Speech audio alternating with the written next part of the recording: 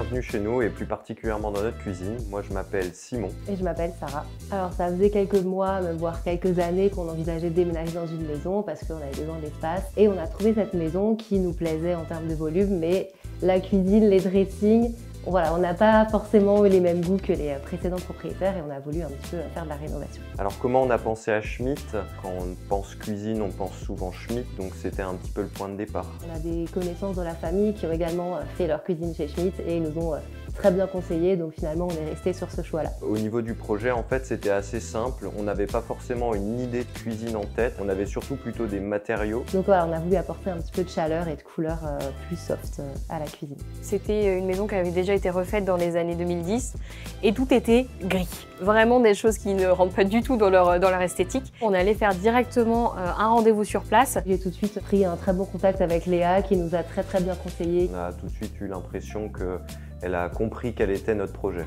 Donc la demande des clients ici, c'était de proposer le maximum d'aménagements possible et le plus fonctionnel possible, bien sûr dans leur esthétique, mais qui devait rentrer dans un budget cloisonné.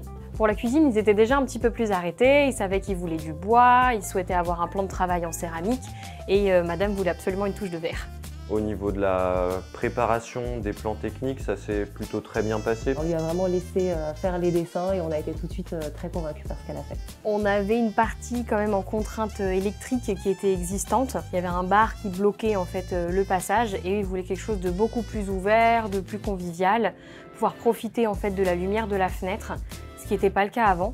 Donc en fait on a retravaillé cet espace pour avoir quelque chose de plus ouvert, mettre les colonnes plutôt d'un côté pour avoir le rangement et que de la partie basse de l'autre côté, pouvoir profiter de la lumière, ouvrir aussi sur le séjour et le petit plus c'était la cave à vin. Déjà on est tous les deux assez grands globalement. Cette cuisine elle est un petit peu plus haute donc elle est adaptée à notre taille et surtout en fait il y a beaucoup plus de plans de travail en termes de surface.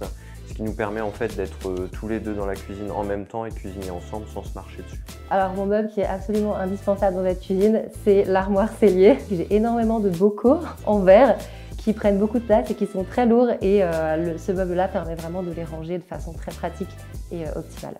Alors mon meuble préféré dans la cuisine c'est le casserolier parce qu'en fait il est très pratique d'accès, très profond. Donc on peut mettre finalement des grandes casseroles, c'est pas un souci. Et puis il y a un tiroir caché dans ce tiroir et donc c'est là qu'on va mettre les couvercles des casseroles. La pause, on nous avait prévenu qu'il viendrait pendant 2 jours et c'était comme ça que ça s'est passé exactement. Dans la journée, la cuisine était posée. Et on a déjà pu ranger tous les ustensiles de cuisine dès la fin de la première journée, donc on a pu déjà commencer à cuisiner le soir même.